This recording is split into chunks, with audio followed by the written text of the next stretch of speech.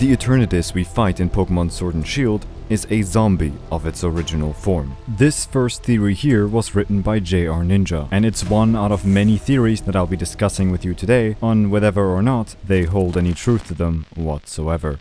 We know that Eternatus first awoke 3,000 years ago, which was 17,000 years after it first crash-landed in the Crown Tundra in the form of a meteor. While the reasoning behind it waking up now of all things isn't fully explained, the most common train of thought is that it needed energy, which is exactly what it did. Those 3,000 years ago was when Eternatus absorbed the energy of the Galar region, the Galar particles. In order to halt this disaster from further destroying their region, two heroes and their companions, Zacian and Zamazenta, fought against Eternatus, and they succeeded in their endeavor. However, the battle against the heroes left Eternatus' body in ruin. Its form was broken into smaller pieces, and those pieces are the ones which we now know as wishing stars. Based on this interpretation, it could have been that it was slain by these heroes all these years ago, which would also mean that later, back in our time, Rose didn't feed Eternatus' slumbering form the power it needed, but instead pumped an alien's broken and lifeless body full of Galar's energy.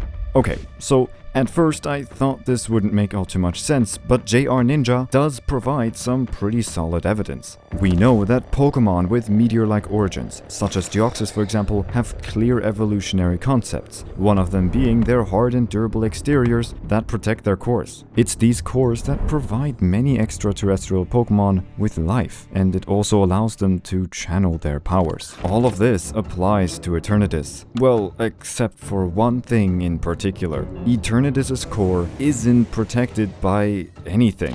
Why would Eternatus look this way? Why would its bones be exposed, its energy leaking out, and the very source of this power, its core, be exposed for all to see? Well, based on JR Ninja's theory here, it's because the Eternatus that we know today isn't alive anymore. Its body now only functions because of the energy that was pumped into it. They back this up further through Eternatus' physical characteristics. We know that in Pokemon, evolution is either for survival or a remnant of the past, but Eternatus' specific build hints towards neither. The two tendrils that burst out of its back are reminiscent of wings, but they're mangled, and certainly not complete looking. On top of that, Eternatus actually has the poison typing too, which could very well be unique to the zombified version that we see today. I do really like this theory. I think it's well laid out and it has a lot of evidence behind it. However, one small thing. We know that Eternatus has two different forms, and they both look very similar to one another. So if Mini Eternatus is an undead, then the Big Eternatus, the Gigantamax version of it, would also be undead. But if that form is also undead, then, well, its official description, the one that states that it is the original form Eternatus takes, wouldn't make a lot of sense. Well, unless this is actually just a form that the two kings of Galar thought was the original form of this otherworldly dragon. So what if it was the collision with our world that broke Eternatus' body and, in a sense, caused it to bleed out? Not in the normal way, of course. This is still Pokemon we're talking about. What I mean is, what if the energy in the max layer is Eternatus' blood, in a sense? Not only is the max layer one of the most probable locations of where Eternatus could have crashed down on his meteor, but its ground is also saturated with Dynamax energy, which attracts all kinds of legendary Pokemon as well, mind you. So this being the resting place of a legendary dragon would make sense. All in all, I like the theory a lot. It's creative, and it allows us to look at Eternatus from another angle besides it being an Ultra Beast. Volo, Cynthia, and Lucamine are related to one another. Oh boy, let's see what Noobsoys was cooking up with this one. Take a look at the outfits of Volo and Lucamine, specifically their color schemes and their design inspirations. They both have the exact same green, gold, and white color scheme, and both of their outfits are also done to mimic their obsessions. Volo's is obviously modeled after Arceus, while Lucamine's resembles Pheromosa, an Ultra Beast. On top of that, we also know that the Aether Foundation actually created a Pokemon solely based on Arceus, type Null. A Pokemon that uses the Arceus system to switch between any known Pokemon type.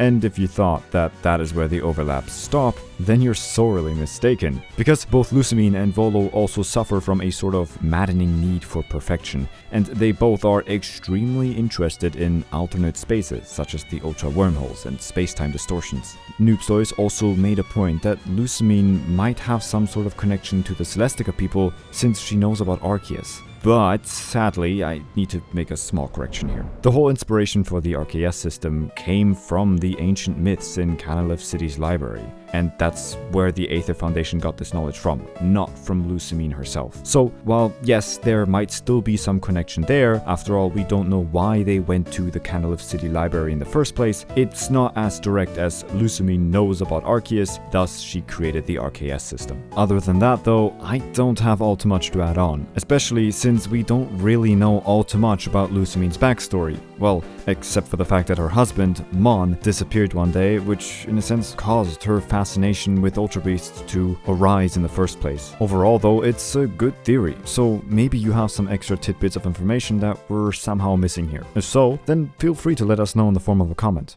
Arceus turned Volo into Cynthia as punishment to reform him after the events of Legends Arceus. No, maybe? I don't have anything, I guess? I don't know. Volo donated his clothes to the Lumiose Museum because, I don't have anything for this one. Honedge and Dhelmise are the same one-eyed ghost-possessing Pokemon. Black Gold Saya's evidence for this theory is that both of these Pokemon are ghosts that are possessing objects, and they also each have one eye. Not a lot of evidence from their side, but I did really like the premise of this theory, so I'll take it from here. First of all, both Dhelmise and Honedge have very similar goals when they interact with living beings. For example, Dhelmise is known to catch Wailord with its anchor, of which it then drains their life force. And while you might think the big old anchor here is its body, it's actually the seaweed itself. Honedge's body, on the other hand, is the blue eye found in its hilt, and it uses its blue cloth to drain the life force out of anyone who wields it. The only difference in their hunting methods is the fact that Dhelmise likes to go after big prey like Wailord, while Honedge seems to prefer smaller ones. However, that can be jotted down to Dhelmise's anger just requiring more energy to be lugged around. Their typing is also something that should be considered. Obviously, they both have the ghost typing, but their second type, that isn't the same, technically.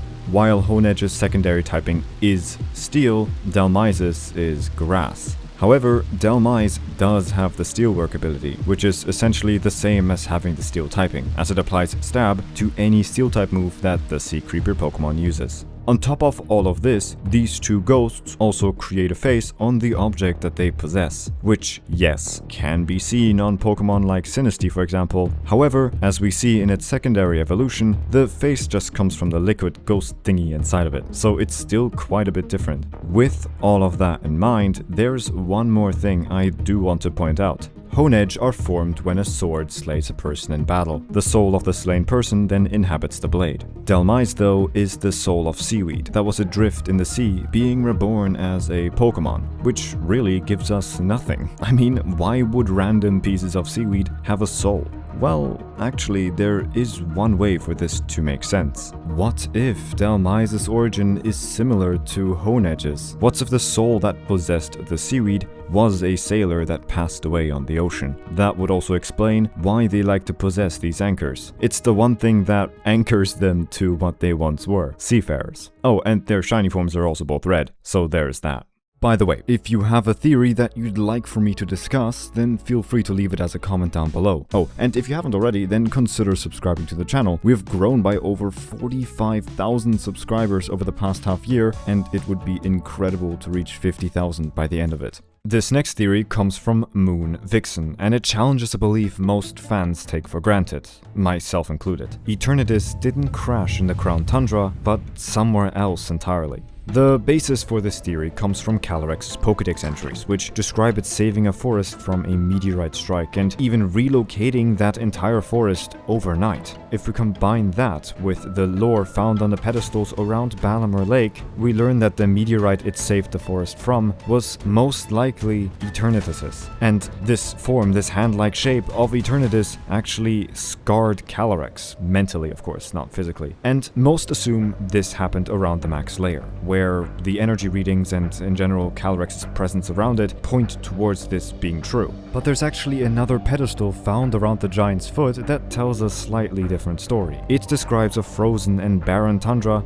that only changes after Calyrex arrived. There is no mention of a Darkest Day-like event, which suggests that the actual impact site was far enough away from here that the tundra's people never fully grasped what occurred. If this is true, there has to be a different place where Eternatus landed, and according to Moon Vixen, it's actually Stoanside, and the forest that Calyrex moved was the Slumbering Weld. Geographically, Stoanside makes little sense. It's a desert wedged between water and mountains, while nearby regions like Hammerlock and Glimwood Tangle are lush. This heavily contradicts something known as the rain shadow effect, which should produce greenery on the sea-facing side and deserts beyond the mountains, not the other way around. But if we were to consider the meteorite landing here, well, then this odd biome placement would start to look rather intentional. A meteor impact near Stoanside would also explain why the Slumbering Weld feels unnaturally attached to the map. It's a forest with a dense canopy, perpetual darkness, fog, and fairy-type Pokemon, which closely mirrors Glimwood Tangle. Even the unusually high-level Pokemon there make more sense if the forest originated elsewhere. The Slumbering Weld was likely the entrance to Glimwood Tangle. Overall, I think Moon Vixen's theory works pretty well. I really like the way they pulled in the rain shadow effect and actual geographical knowledge and such. That's something I should actually try to do more often as well. It was pretty interesting. Their theory, however, does reopen the question of why the max layer would be here in the Crown Tundra of all places, and also why it would be filled to the brim with the very energy that Eternatus exudes. But then again, this place might even have no real connection to Eternatus at all. For example, we know that Lunala and Solgaleo were actually the first legendary Pokemon found within the max layer itself, and on top of that, the scientist whom we see manage the place is also from Alola, likely being a part of the Dimensional Research Lab. So maybe there is some secret connection to Alola we're missing here. Finally, Moon Vixen's theory would also explain why the statues of the two kings and their companions is found in Stoanside of all places. Anyway, as I said before, if you have a theory that you'd like for me to discuss, then feel free to leave it as a comment down below. Just, I guess add some evidence for it. And for those whose theories haven't gotten into this video, don't worry, I haven't forgotten about those. It's just that I want to portray your theories in the best possible light, and that usually takes a bit of extra work, so I can't really create a 2-hour-long video just like that. The editing takes a large chunk of the video's production time. So, not sure how to end the video now. I guess, I don't know, I could just cut it here.